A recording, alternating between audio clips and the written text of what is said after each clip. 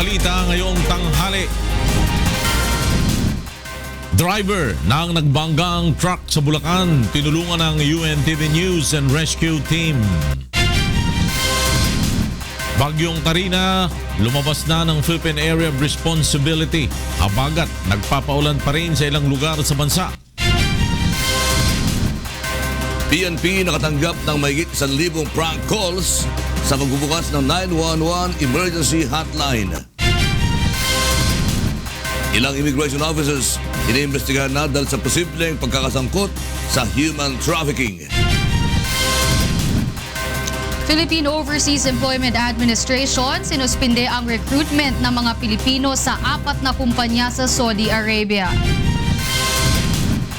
At Latinos nakipagdiwang sa 3 araw na International Thanksgiving ng Members Church of God International.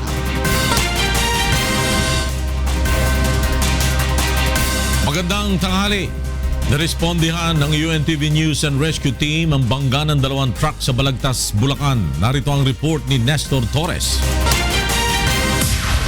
Tinulungan ng UNTV News and Rescue Team ang isa sa 2 driver ng nabanggang 10-wheel truck sa MacArthur Highway sa San Juan Balagtas Market, Bulacan noong Sabado. Idinadaing ng driver na kinilalang si Billie Jane Herigale, 25 anyos, ang pananakit ng tiyan at ng iba pang bahagi ng katawan. Ayon sa pahinante nito, nawalan ng preno ang kanilang truck kung kaya nabangga nila ang sinusundang truck. Naghuminto bigla sir eh. Mabigat kasi yung pangargay na bangga namin. Lost brake eh. Hindi na kumapit yung lining eh. Salamat po sir sa UNTV po sir. Dahil tinulungan niyo po kami. Matapos lapatan ng paunang lunas ay dinala na agad ang biktima sa Bulacan Medical Center para sa iba pang karagdagang atensyong medikal. Samantala, wala namang nasaktan sa sakay ng isa pang truck. Nestor Torres, UNTV News and Rescue, Bulacan. Mahigit sa 1,000 prank calls ang natanggap ng PNP sa pagbubukas ng 911 emergency hotline kaninang umaga. Mula sa Kamkrame, may report si Leia Ilagan live. Yes, Leia.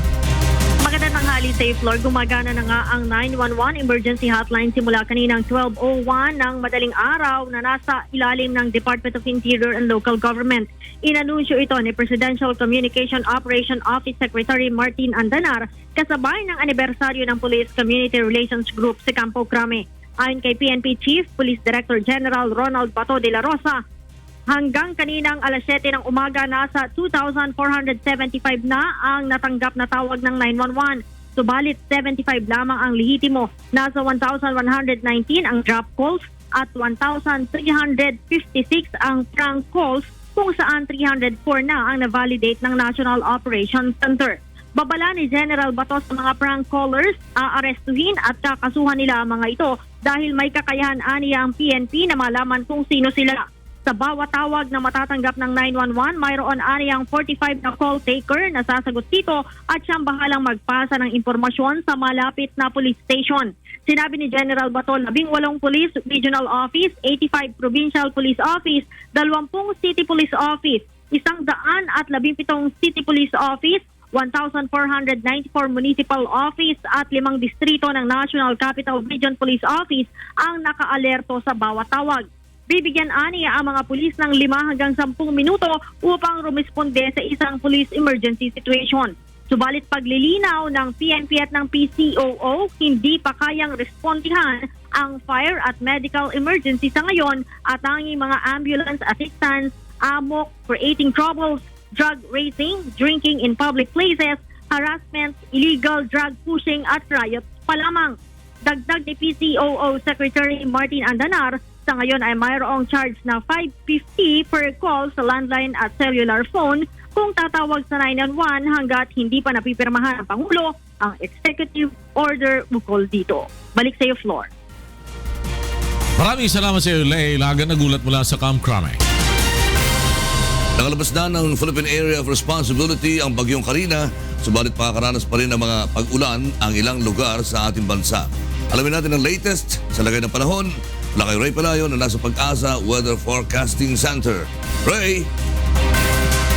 Magandang tanghali po sa ating mga kasambahay, patungo na po ng China itong bagyong si Karina matapos na lumabas sa Philippine Area of Responsibility kaninang alas 7 po yan ng umaga. Sa ngayon, wala na po itong direktang epekto sa ating bansa, subalit pinag-iibayo pa rin ito yung southwest monsoon o yung habagat. Ayon po sa Pag-asa, yung mga lalawigan po ng Mindoro, Marinduque, Romblon, Palawan, kasama na rin po yung nalalabing bahagi ng Northern Luzon at mga lalawigan po ng Zambales at Bataan. Makakaranas pa rin po ng katamtaman hanggang sa malakas na mga pag-ulan at posible po yung magdulot ng mga pagbaha at landslide. Sa ibang lugar pa sa ating bansa, gaya po sa Metro Manila, posible na pong makaranas ng mahina hanggang sa katamtamang pag-ulan. Ayon po sa Weather Agency, maaari na hanggang Wednesday pa makaapekto itong habagat sa ating bansa habang ito pong bagyong si Karina ay tinatahak ang direksyon papunta po dyan sa China.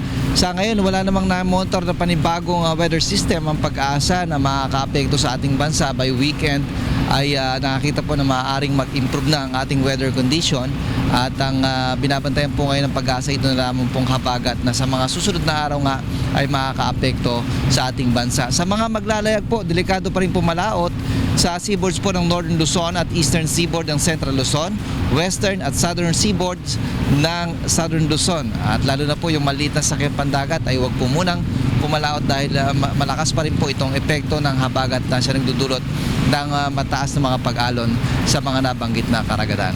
Yan ang ating ulat panahon. Balik sa inyo, studio. Maraming salamat, Ray Pelayo, nag-uulat mula sa Pag-asa DOST. Nagsasagawa na ng investigasyon sa ilang immigration officers dahil sa posibleng pagkakasangkot ng mga ito sa human trafficking. Mula sa Maynila, may report si Victor Cosare, live. Victor. Lakay naglabas ng show cause order si Bureau of Immigration Commissioner Jaime Morente at pinagpapaliwanag ang hindi pababa sa 4 na immigration officers na NAIA, Cebu at Iloilo kaugnay sa posibleng pagkakasangkot sa human trafficking. Ayon kay Morente, dapat patunayan ng mga ito kung bakit hindi sila dapat masampahan ng kasong administratibo kaugnay sa pagpayag na makalabas ng bansa ang 5 Pinay patungong South Korea.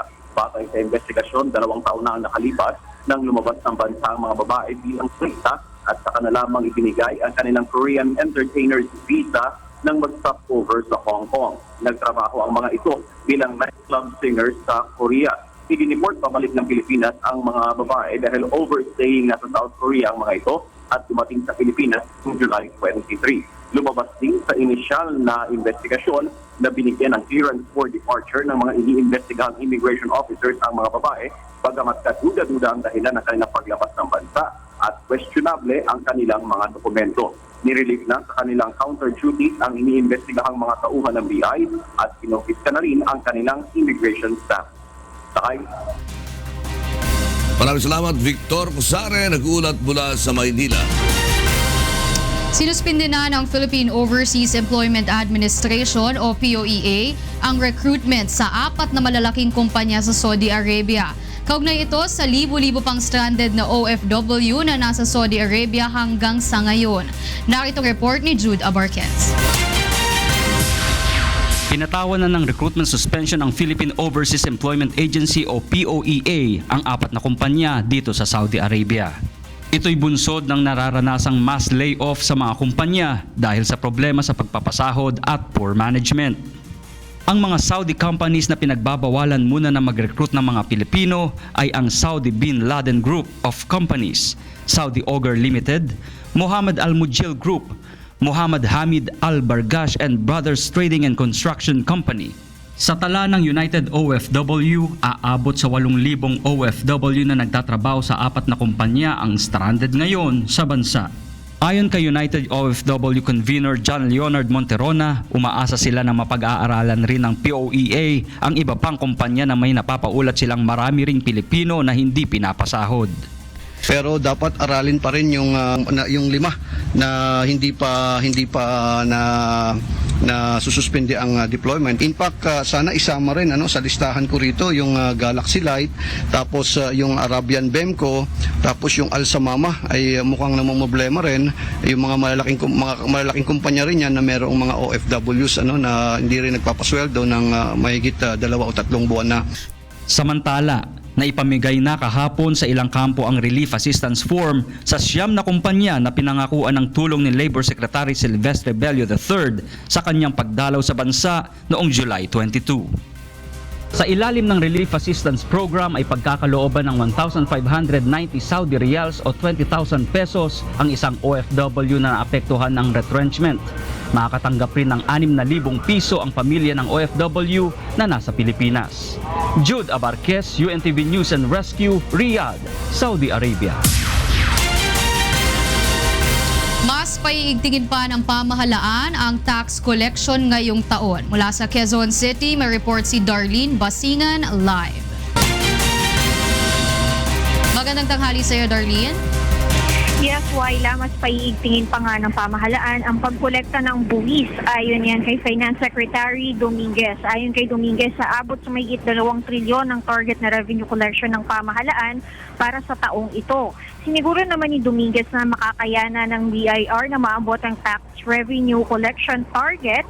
Ang tax revenue collection target ng pamahalaan kahit babaan ang buwis ng mga manggagawa at korporasyon.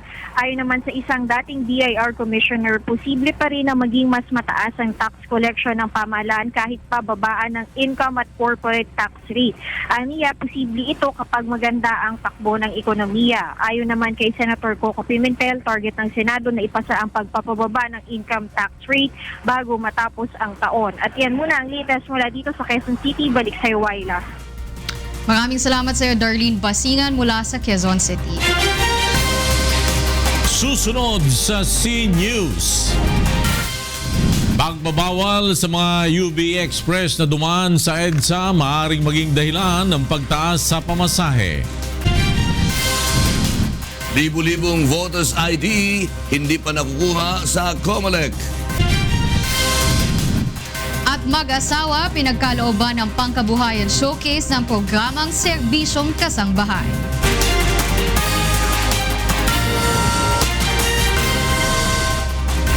Sa pagpapatuloy ng C-News, nagbanta ang mga UV Express operator na tataas ang pamasahe kung itutuloy ng LTFRB na huwag padaanin ang kanilang mga sasakyan sa kahabaan ng EDSA. Mula sa Quezon City, may report si Mon Hoxon live. Yes, Mon. Yung tanghali floor, maaaring mauwi sa taas pasahe kung ipagpapatuloy ng Land Transportation Franchising and Regulatory Board ang kanilang memorandum circular na nagbabawal sa mga UV Express na dumaan sa EDSA. Ayon sa grupo ng mga UV Express operator, mas hahaba ang ruta na kanilang dadaanan ng mga hulugan ng mas malaking gastos sa gasolina. Mas mabilis din na makakarating sa kanilang destinasyon ng mga pasahero kung papahintulutan pa rin ang mga UV Express sa EDSA. Marami naman ng mga pasahero ang nagagalit sa desisyon ng LTFRB. Nila imbis na isang sakay na lamang sila, ay mahigit pa sila sa 2 sakay bago makarating sa kanilang pupuntahan. Ayon naman sa LTFRB, sinusunod lamang nila ang orihinal na nakasaad sa prangkisa ng mga UV Express na point-to-point. Nakasaad rin na hindi maaaring magsakay at magbaba ng pasahero ang mga UV Express maliban sa kanilang pinanggagalingan at sa kanilang destinasyon. Layunin ng memo circular na mabawasan ang mga sasakyan at mapaluwag ang trapiko lalo na sa EDSA. Yan ang latest, balik sa iyo. Mon Hoxon, nagulat mula sa Quezon City. Iginit ng Armed Forces of the Philippines o AFP na hindi ito balakid sa pagpapatuloy ng usapang pangkapayapaan ng pamahalaan at mga makakaliwang grupo. Mula sa Camp Aguinaldo may report si Rosalie Cos live. Yes, Rosalie. Yes, magandang hapon, Flor. Iginiit ng Armed Forces of the Philippines na suportado ng buong sandatahang lakas ng Pilipinas ang isinusulong na pakikipagpayapaan ng pamahalaan sa mga makakaliwang grupo o ang Communist Party of the Philippines, New People's Army at National Democratic Front. Kaya naman kahit dismayado dahil hindi agad natugunan ng leftist groups ang unilateral ceasefire ni Pangulong Rodrigo Duterte na dahilan Pangulo noong Sabado, suportado pa rin ng mga sundalo ang pagpapatuloy ng formal na usapang pangkapayapaan ng government at CPP-NPA-NDFP Peace Negotiating Panel sa Oslo, Norway ngayong Agosto. Ayon sa tagapagsalita ng Armed Forces of the Philippines na si Brigadier General Restituto Padilla Jr., kung mayroon mang higit na nagnanais ng kapayapaan sa bansa, ito ay ang mga tauhan ng militar na higit sa 4 na dekada nang nakikipagbaka laban sa mga rebeldeng grupo. Samantala, nagsumite na ng komento at sentimiento ang AFP sa Government Peace Panel kaugnay ng mga hinihiling ng NPA bago ito magdeklara ng tigil putukan, katulad ng pagpupull out ng mga tauhan ng militar at pulisya sa mga lungsod at kanayunan na ayon kay Brigadier General Padilla ay imposibleng magawa dahil ito ay responsibilidad nila bilang government security forces ng bansa. Floor? Rosalie Cos, nagulat mula sa Camp Crame. Ilang mambabatas ang nagsabi na dapat na mabawasan ang mga pagpatay sa mga taong sangkot sa iligal na droga. Mula sa Maynila may report si Roderick Mendoza, live. Yes, Roderick. Flor, simula nga nang maupo sa pwesto si Pangulong Rodrigo Duterte ay mahigit 300 na ang napapatay sa mga hinihinalang pusher at sangkot sa iligal na droga. Ngunit tayo sa ilang mamabatas, dapat mabawasan ang bilang ng mga napapatay sa operasyon ng mga otoridad. Ayon kay Senador J.V. Ejercito, dapat mahuli ng buhay ng mga pulis ang ilan sa mga pusher na makapagtuturo sa mga big-time drug lords at sa kanilang mga protektor na politiko at opisyal ng pamahalaan. Maaari niyang gawing state witness ang ilan sa mga ito. Para naman kay Muntinlupa Congressman Ropi Biazon, hindi dapat gawing batayan ng tagumpay ng kampanya laban sa iligal na droga ang bilang ng mga napapatay na suspect. Anya, pwede rin kasing ituring na kabiguan ng mga pulis ang hindi nare-resolbang mga kaso ng pamamaslang sa mga hinihinalang sangkot sa iligal na droga. Dapat rin niyang makitaan ng konkretong hakbang si PNP Chief Director General Ronald De La Rosa sa pahayag nitong tutol siya sa extrajudicial killings ng mga suspect. Flor? Roderick Mendoza, nagulat mula sa Maynila. At sa iba pang mga balita ay pinahayag ni Senador Franklin Drilon na may kapangyarihan ng Kongreso kung paano ang gagawing pag-amyenda sa saligang batas. Mula sa Pasay City, may report si Brian De Paz, live. Brian. Lakay binigyan diin ni Senate President Pro Tempore Franklin Drilon na ang pagdidistingge kung ano ang gagawin o Constitutional Assembly o Constitutional Convention sa pagbabago ng konstitusyon ay nasa sariling kapangyarihan ng Kongreso. Ayon kay Drilon, ang resolusyon na humihiling na reviewin ang konstitusyon ay hindi subject sa approval ng Presidente at iba pa kaysa sa ordinaryong panukalang batas. Nilinaw ng Senador na ang mamamayang Pilipino ang magdedesisyon kung dapat bang ratipikahan ang pag-aamyenda sa saligang batas. Ayon sa Senador, dapat pagdebatehan muna ng dalawang kapulungan ng Kongreso kung ano ang mainam na mode upang i-amend ang Philippine Constitution. Kailangan ding ikonsidera ang lahat ng sektor, ang Presidente ng Bansa, constitutional at legal experts. Sinabi ng Senador na may akda ng Senate Resolution No. 1 na nananawagan na reviewin ang 1987 Constitution. Bilang chairman ng Committee on Constitutional Amendments and Revision of Codes, ipaprioridad ni Drilon ang pagtalakay sa resolusyon. Posible anyang masimulan ang pagtalakay dito oras na matapos ang pagsasaayos sa committee chairmanships sa Senado. Balik sa iyo, Lakay. Maraming salamat, Brian De Paz, nag-uulat mula sa Pasay City. Nagpresenta na ang prosekusyon ng testigo sa paglilitis kanina sa kasong graft ni Senador J.V. Ejercito. Mula sa Sandigan Bayan, may report si Joyce Balancio, live. Yes, Joyce.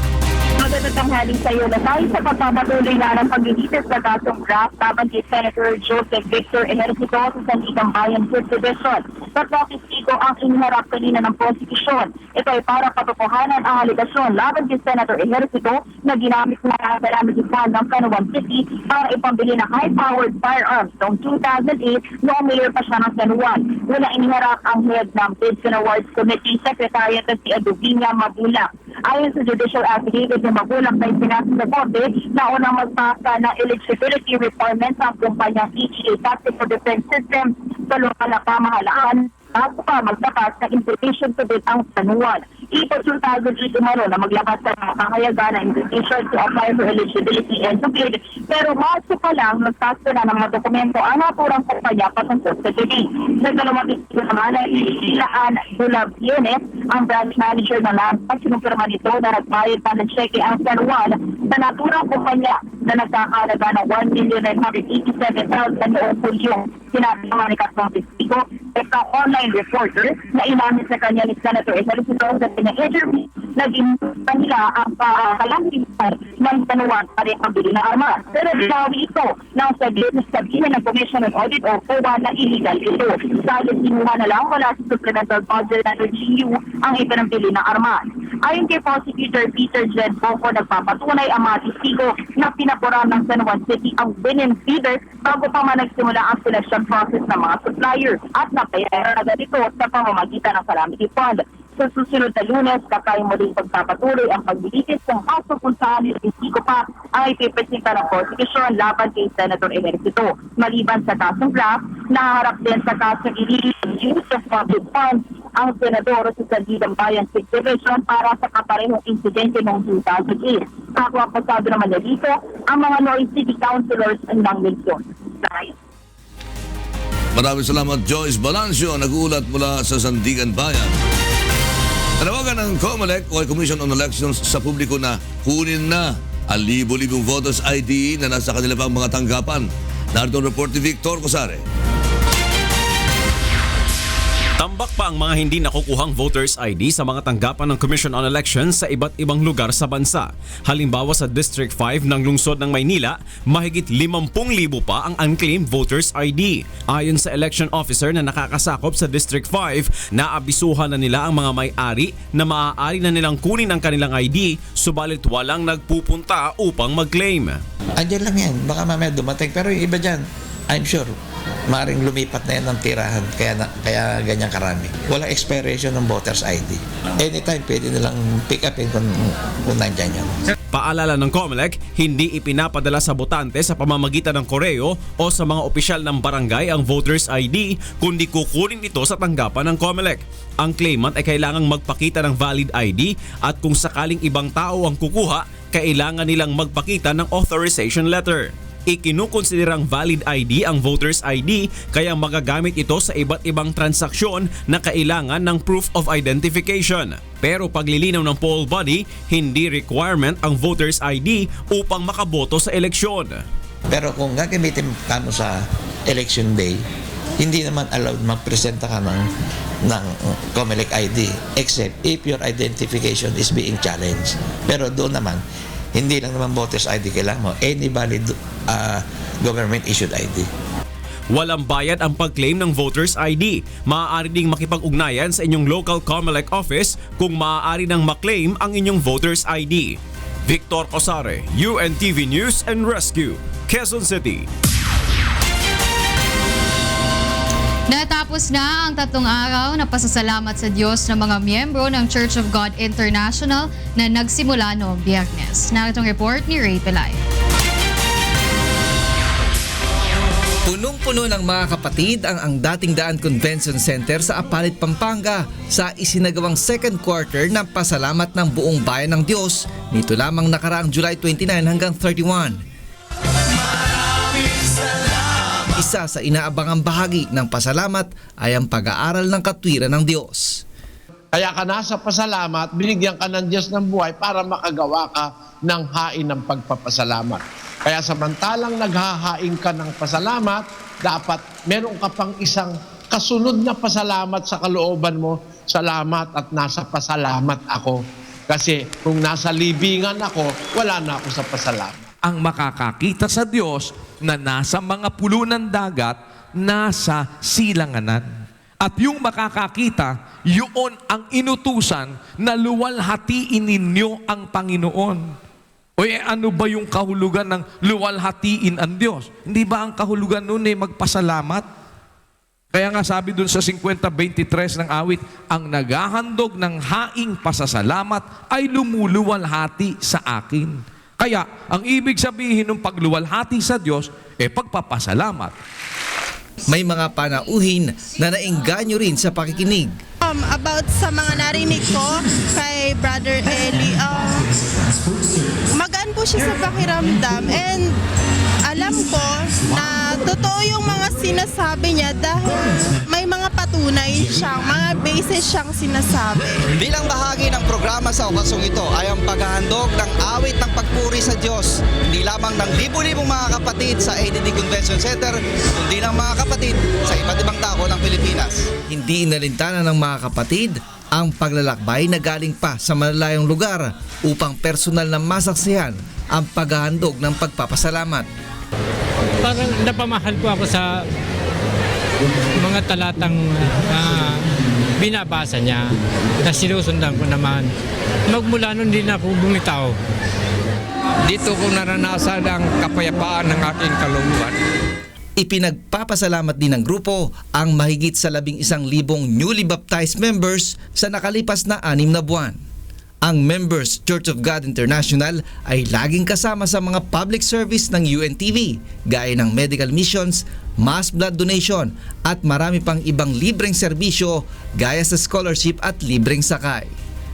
Ray Pilayo, UNTV News and Rescue.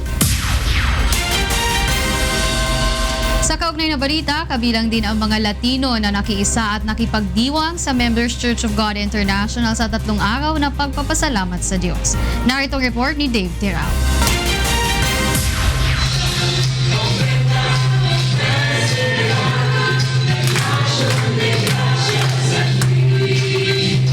Sa kasalukuyan ay umaabot na sa 123 chapters sa Brazil at 231 chapters naman sa iba pang panig ng Latin America. Mayroon ang Members Church of God International.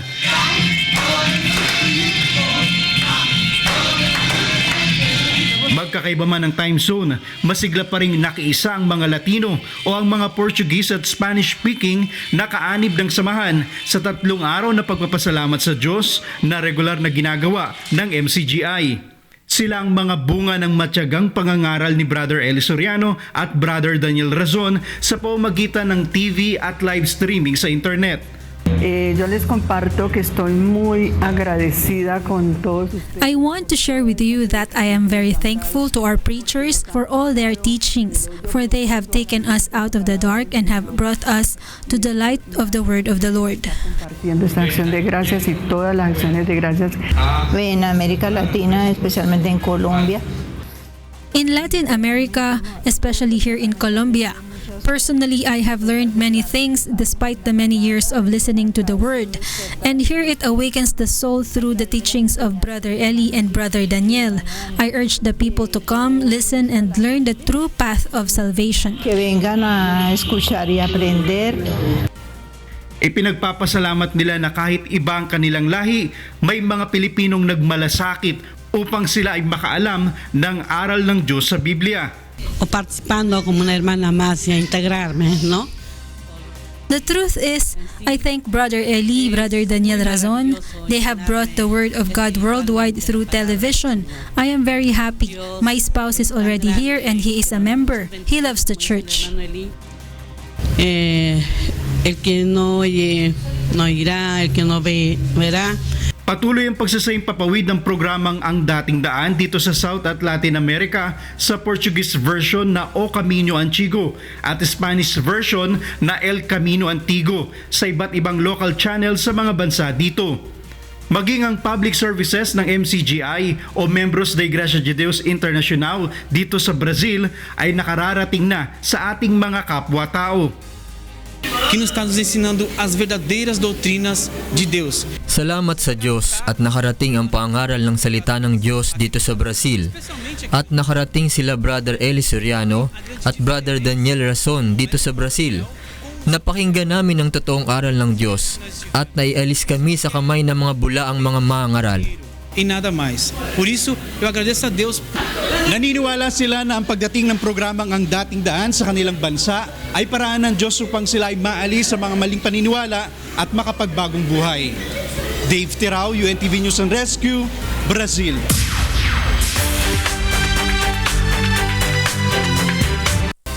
Anim na na bata at 13 matanda ang na-rescue matapos na tumigil ang sinasakyang fairground ride sa isang theme park sa London. Ayon sa ulat, nasa taas na 20 metro ang fairground ride nang tumigil ito. Ayon sa London Fire Brigade, technical problem ang sanhi ng pagtigil ng ride. 2 aerial ladder ang ginamit upang maialis ang mga biktima sa 10 capsules ng ride. Ilang oras ding nakabitin sa itaas ang mga capsule. Wala namang iniulat na nasaktan sa insidente.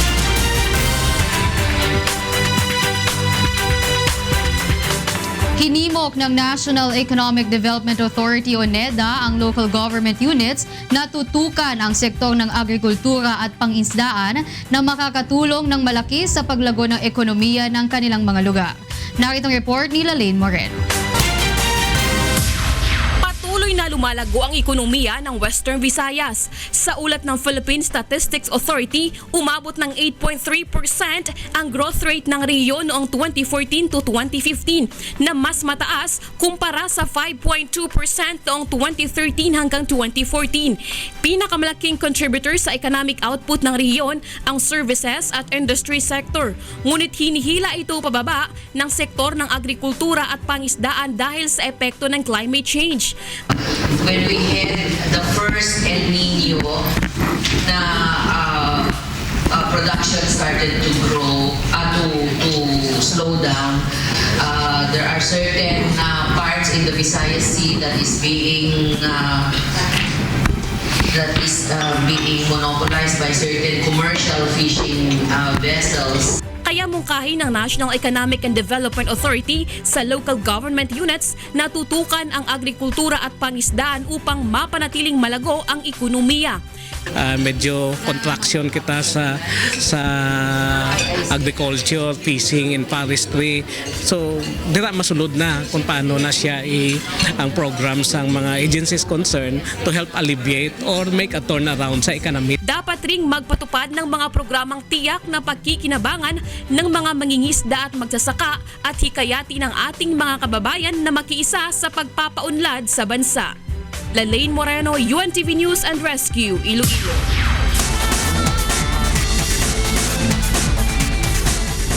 Sa larong golf, nakuha ni American Jimmy Walker ang una niyang major tournament sa Springfield, New Jersey. Ito ay matapos na malamangan niya ng isang palo lamang si World No. 1 Jason Day na sa inabalang masamang panahon na PGA Championship. Nagsumite si Walker ng 3 under par 67 sa final round para sa 14 under total. Kabilang si Walker sa 49 na players na hindi natapos ang third round noong Sabado dahil sa malakas na ulan at kidlat. 13 under ang total score ng defending champion na si Day.